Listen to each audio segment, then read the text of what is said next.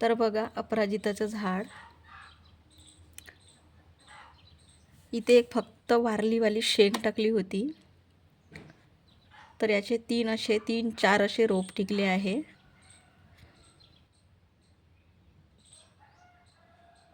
आणि खाली शेंगा पण आहे खाली, तर बघू शकता.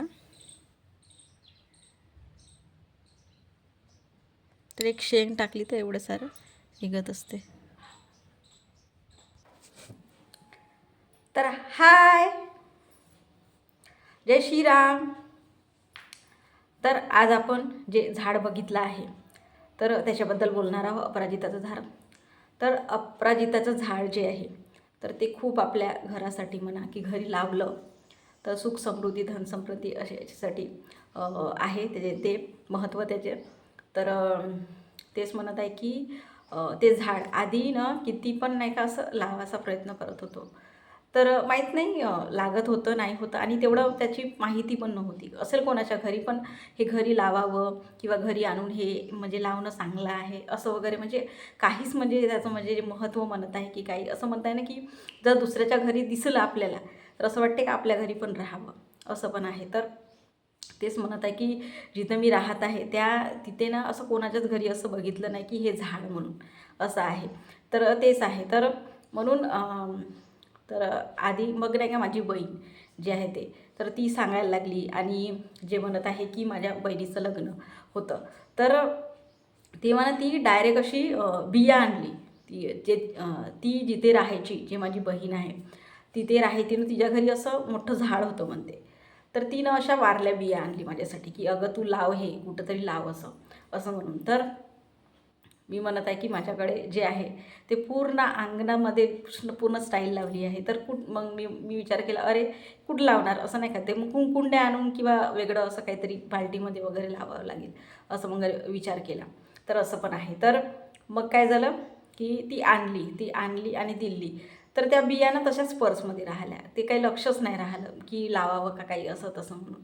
आणि मग जेव्हा नाही का आमचं ना मुंबईला जाणं झालं, जेव्हा ते मोठी आई ही आहे जी आपली आईची बहिणी, जे मोठी बहीण म्हणते, मोठी आई आपली, तर ती त्यांच्याकडे गेलो मुंबईला. तर लग्न होतं, तर त्यांनी ना असं बंगला म्हणते ना, त्या बंगल्यामध्ये त्यांनी छान असं लग्न ठेवलं होतं.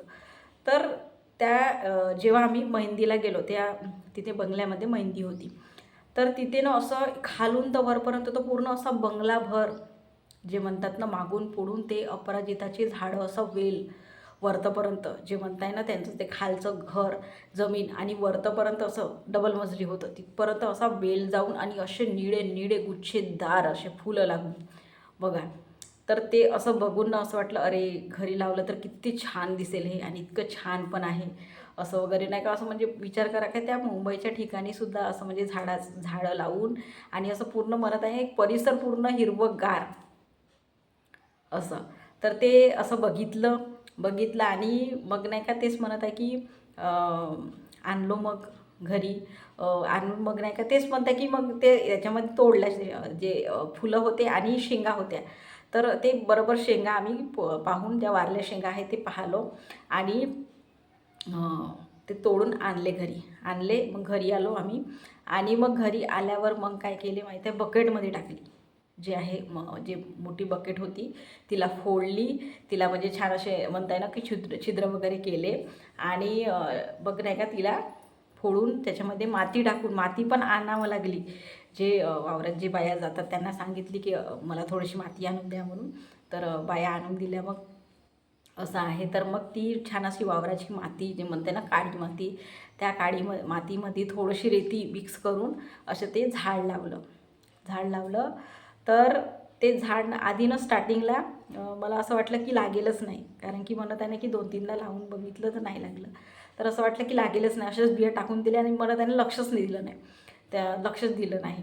तर त्या नाही का आपोआपच निघून होत्या. मग काही दिवसांनी बघितलं ना, पाणी टाकता टाकता बघितलं तर आपोआपच निघून होत्या. आणि पटकन असा नाही का तो म्हणता ना ते वेलच जायला लागते. तर मग असं काडी लावली, अरे काडी पण नाही जमत होती. मग तर थोडासा बांबू लावला, बांबू पण नाही जमत होता.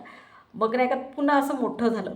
म्हणत आहे ना. आणि छान अशी फुलं पण लागायला लागली की घरी नाही का छान असं देवायला आपण म्हणताय ना, कृष्ण भगवानला, महादेवाला, लक्ष्मी माताला, सगळ्यांना ते जे फुलं आहे निळ्या कलरचे, ते एक कलरच नसते निळा कलर, खूप सारे असे व्हाईट पण आहे, असं म्हणजे कोणता असा दुसरा कलर पण आहे असं आहे. पण मी फक्त कोणता निळा कलर आणि व्हाईट कलर हाच बघितला आहे, दुसरा कलर माहीत नाही मला. तर ते आहे.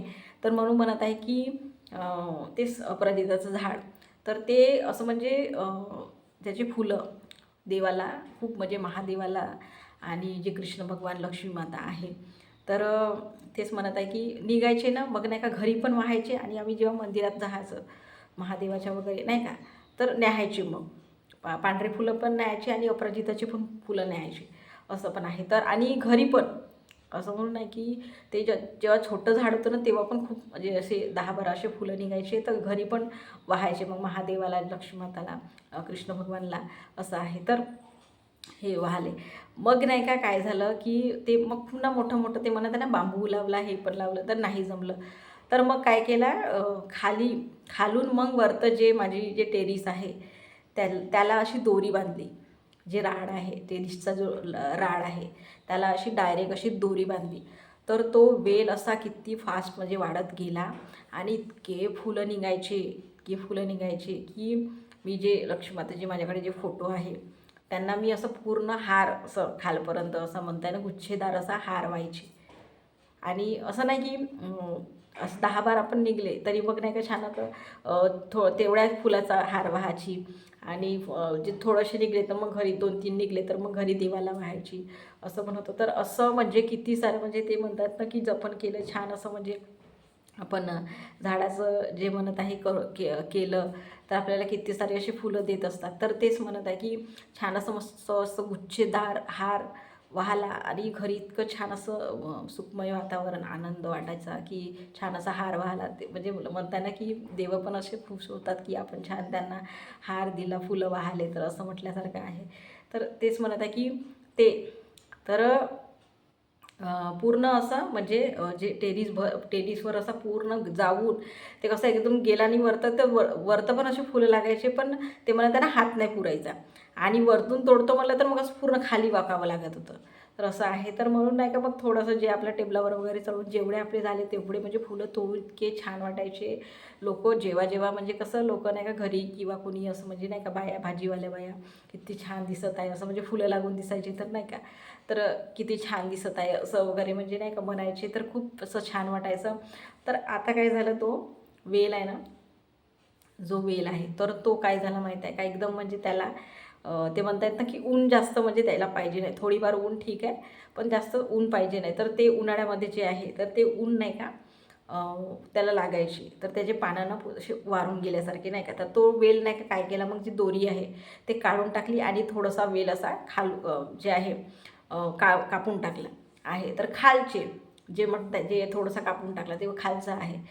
तर मग नाही का त्याला पण नाही का मग काय माहीत नाही, मग 2-3 दिवस मग जे आहे पाणी टाकत होतं तर फुलं लागले. जे नाही का जे पावसाळा चालू होता तर चांगले असे फुलं लागले. पण तेव्हा पण मग छान असे वाहायचे. पण मग काय झालं एकदमच, मग ते म्हणताय ना की काही मर्यादा असते की काय माहीत नाही, किंवा म्हणत आहे की छोट्याच बाल्टीमध्ये लावलं होतं. जास्त अशी मोठी नव्हती बाल्टी, छोट्याच म्हणजे जे बाल्टीमध्ये आहे ते लावलं होतं. तर त्यांना पण असं जागा पाहिजे पसरायला वगैरे की काय, त्याची मुळं म्हणजे माहीत नाही.